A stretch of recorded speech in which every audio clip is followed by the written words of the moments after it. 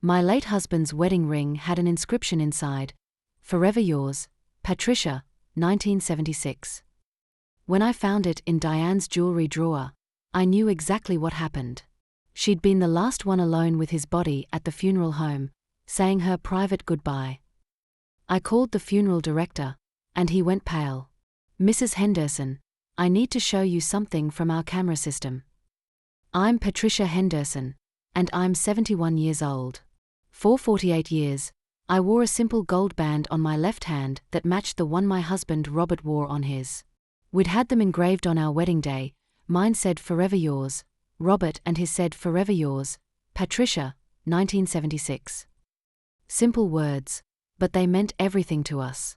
Robert died of a massive heart attack on a Tuesday morning last March while working in our garden. One moment he was pruning roses, the next he was gone. The paramedics said he probably didn't feel any pain, that it was instant. That was supposed to comfort me, but it didn't. 48 years together, and he left without a goodbye. But this story isn't really about how Robert died. It's about what happened to his wedding ring, and what it revealed about the woman my son had married. Let me take you back to the funeral, to the moment when everything that came after was set in motion. If you're watching this, subscribe and let me know where you're watching from. Robert's funeral was held at Riverside Funeral Home, the same place where we'd said goodbye to his parents decades earlier. It was a beautiful service, standing room only, because Robert had touched so many lives in our small town. He'd been a high school principal for 30 years, and former students came from 3 states away to pay their respects. My son Christopher sat beside me, holding my hand while I tried not to fall apart. On his other side was his wife, Diane. They'd been married for 4 years, together for 6. I tried to love her, tried to see what Christopher saw in her, but there'd always been something calculating in the way Diane looked at me, like she was assessing my value rather than building a relationship.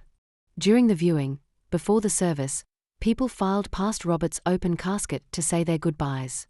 I'd dressed him in his favorite navy suit, the one he wore to Christopher's wedding. And I'd made sure he had the things that mattered: his wedding ring, his father's pocket watch, and a photo of us from our honeymoon tucked into his jacket pocket. The funeral director, Marcus Webb, had been incredibly kind through the entire process. "Mrs. Henderson, I know this is difficult, but I need to ask about personal effects. Will Mr. Henderson be buried with his jewelry?" "Yes. His wedding ring and his father's watch. Those stay with him." Marcus made careful notes. "I'll document everything. It'll all be recorded in our system and photographed for the file." After the service, as people started to leave for the cemetery, Diane approached Marcus. I was standing nearby, accepting condolences, but I heard her clearly. "Mr. Webb, I'd like a few private moments with Robert before you close the casket. Just me, to say goodbye properly. Patricia has had so much time with him already, and I need closure." Something about the request felt off, but I was too numb with grief to process it. Marcus looked uncomfortable. "Mrs. Henderson should be present for any final viewing." "Please," Diane's voice broke convincingly. "I just need 5 minutes. Patricia will understand. We were very close, Robert and I.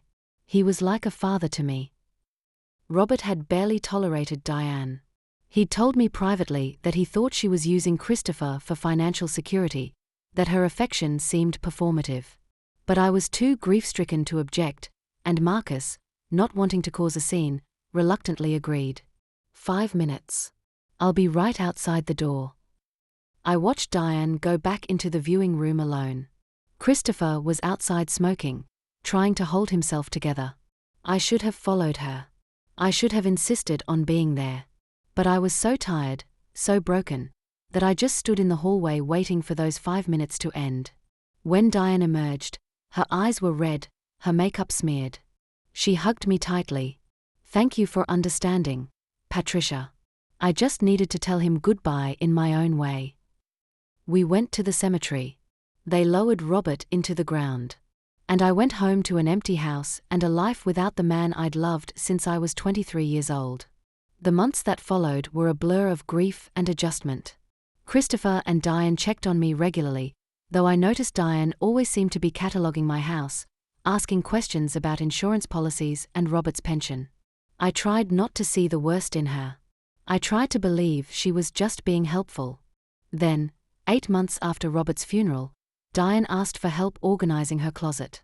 "Patricia, I know this might seem silly, but I'm drowning in clutter. You're so good at organizing. Would you mind helping me sort through some things?" I was touched that she'd asked, that she wanted my help with something so personal. Maybe I'd been wrong about her. Maybe grief had made me judgmental. We spent a Saturday afternoon at their house, folding clothes and sorting accessories. Diane had an impressive jewelry collection, spread across multiple organizers. As we worked through her dresser, she stepped out to take a phone call. That's when I saw it. In the bottom drawer, in a velvet-lined jewelry box between a pair of diamond earrings and a gold bracelet, was a man's wedding band. Simple, gold, exactly like the one I'd placed on Robert's finger in his casket.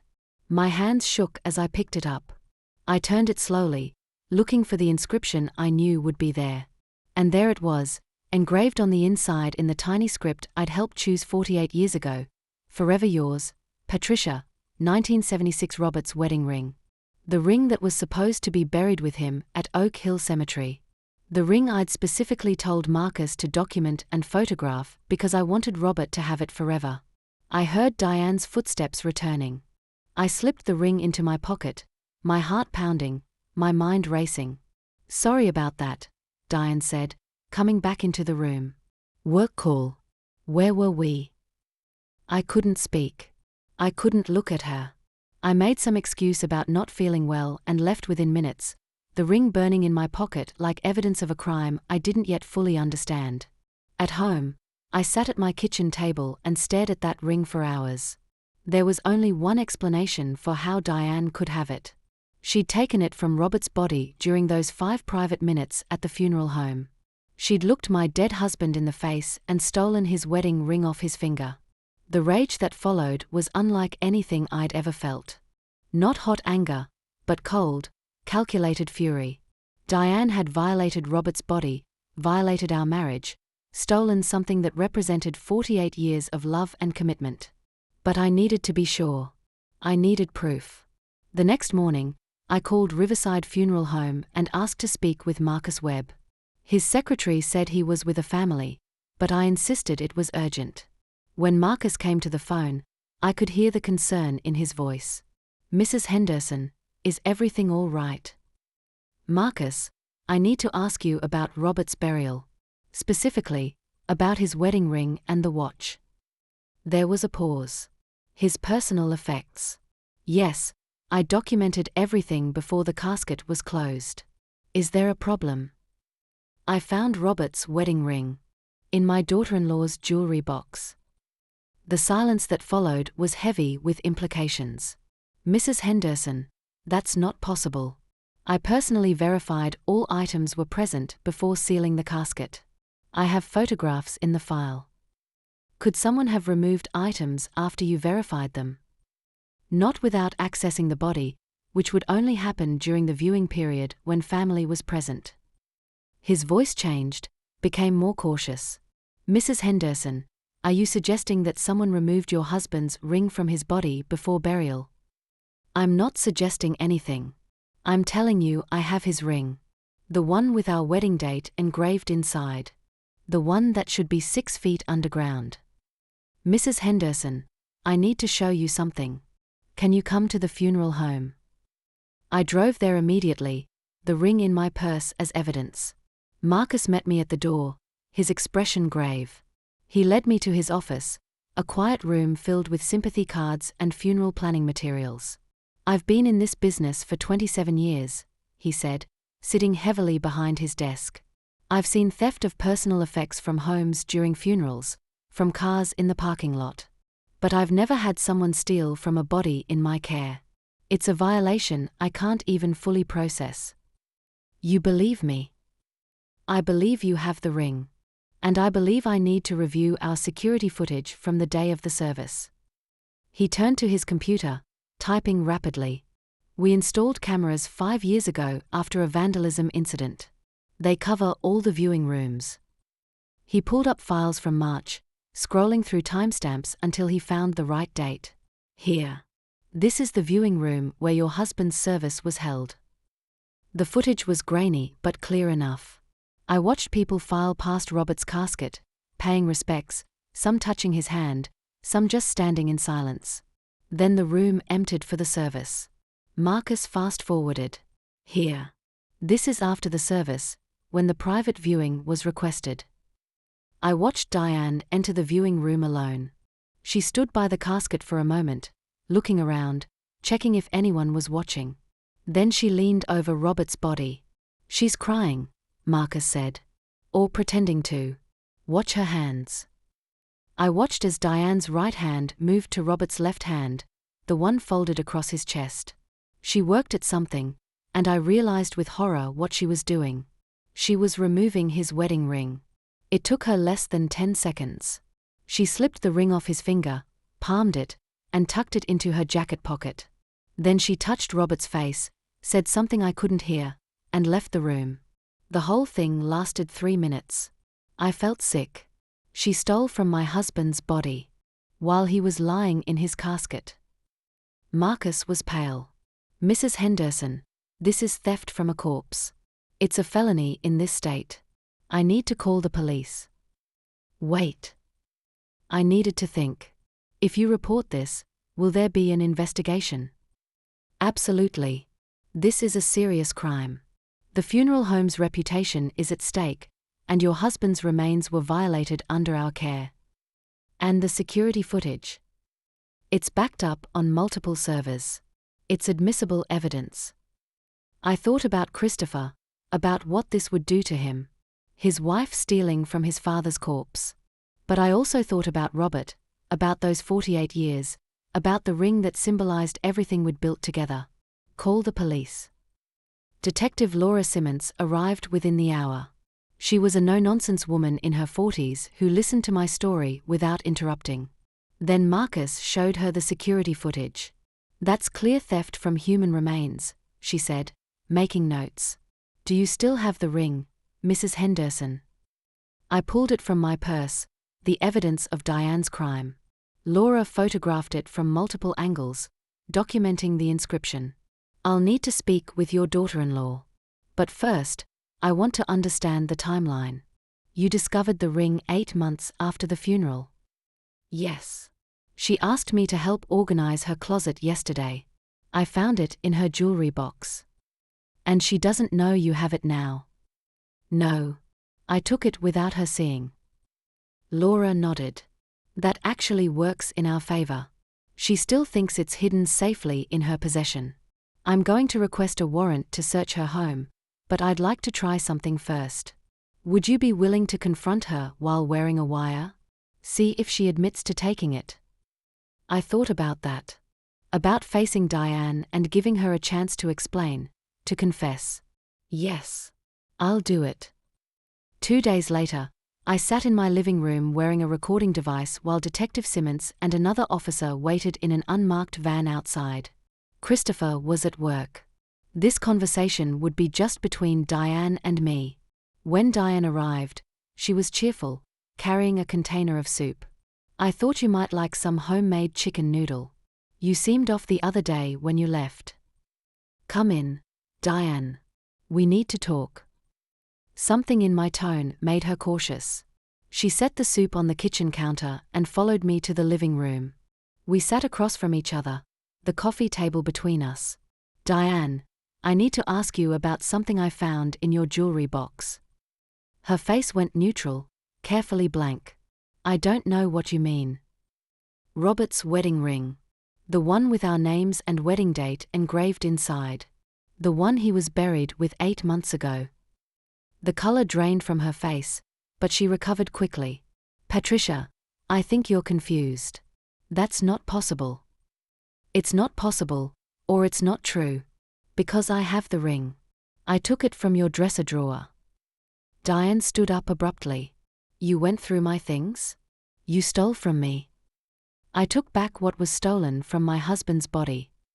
"That's a serious accusation." "It's a serious crime, Diane. Theft from a corpse is a felony." She stared at me for a long moment, and I saw her calculating, trying to decide whether to deny or confess. You can't prove anything. Actually, I can. Riverside Funeral Home has security cameras.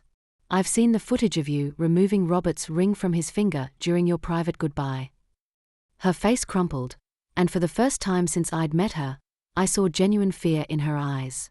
I didn't mean to. It was impulsive. I just thought. You thought what? That you deserved a piece of my husband's legacy? That you were entitled to steal from a dead man? It was valuable. The gold alone is worth thousands, and I knew you'd never give it to me. You've never liked me, Patricia. You've never thought I was good enough for Christopher. So you stole from Robert's corpse out of spite. I needed the money. Christopher doesn't know this, but I have debts. Credit cards, loans. I've been hiding it from him, and I thought selling the ring would give me enough to pay them off without him finding out. She was confessing. Every word was being recorded by the device under my blouse. I felt sick listening to her justify violating my husband's body for money. Did you take the watch too? No. Just the ring. I swear, just the ring. Why Robert's ring specifically? Why not steal from his house during the funeral like most thieves do? Because I knew you'd notice missing items from the house. But the ring, once he was buried, who would know? It was supposed to be underground. It was the perfect crime. Except it wasn't. Because she'd gotten greedy enough to keep it instead of selling it immediately. And because funeral homes have security cameras. Diane, you need to leave now. Don't contact me. Don't contact Christopher until you hear from the police. The police. The fear became panic. Patricia, please. I made a mistake. Don't destroy my marriage over this. You destroyed your marriage when you stole from your husband's dead father. She left, and Detective Simmons came in 10 minutes later to retrieve the recording device. She confessed to everything. Between this recording and the security footage, we have an airtight case. What happens now? Now I arrest her. And the prosecutor decides whether to pursue felony charges for theft from human remains. Diane was arrested that evening at her home. Christopher called me at 9:30 p.m., his voice shattered. Mom, what did you do? They arrested Diane. They're saying she stole Dad's wedding ring from his body. She did, Christopher. I have the ring, and the funeral home has video footage of her taking it. That's not possible. Diane wouldn't. I saw the footage myself. She removed your father's ring while she was alone with his body, claiming she needed a private goodbye. She admitted it to me 2 hours ago while wearing a police recording device. The silence stretched. She stole from Dad's corpse. Yes. For money. She has debts she's been hiding from you. She planned to sell the ring. I heard him crying then, deep sobs that broke what was left of my heart. Because I'd just destroyed my son's marriage by exposing his wife's crime. But what choice did I have? Let her keep the ring? Pretend I didn't know? The trial was mercifully quick.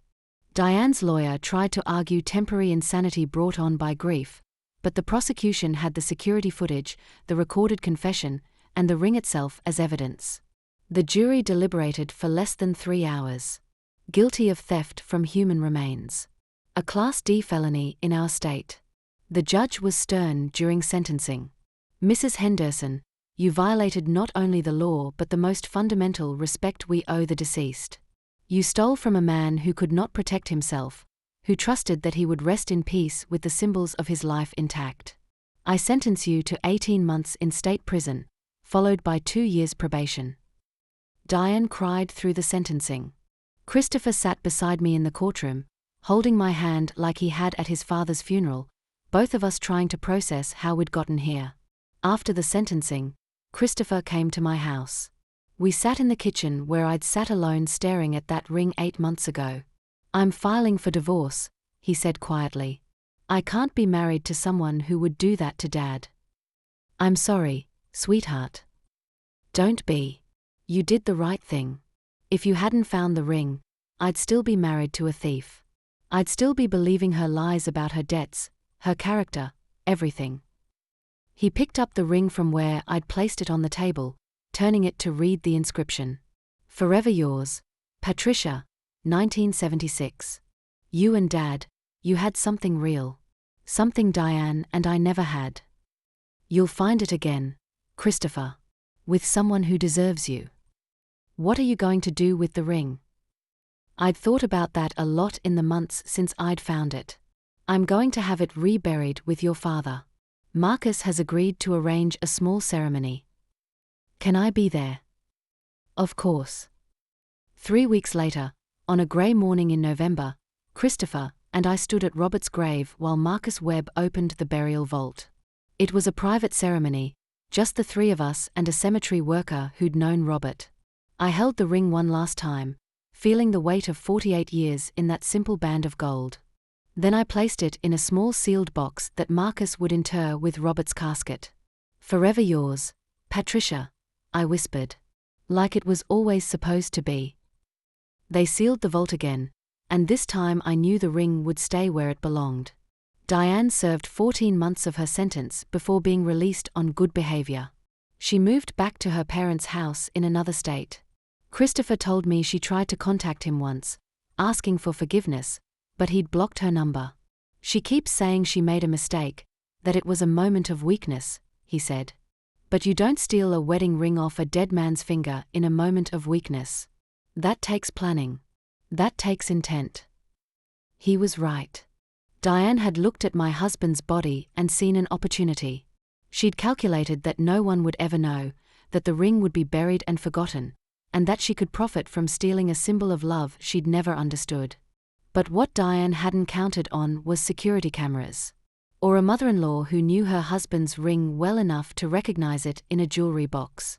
Or the fact that some violations are too profound to ignore, even if exposing them destroys a family. If you're watching this, subscribe and let me know where you're watching from.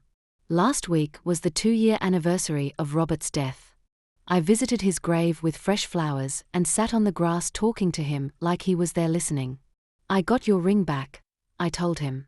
It's with you now, where it belongs. And Diane paid for what she did. Not enough, maybe.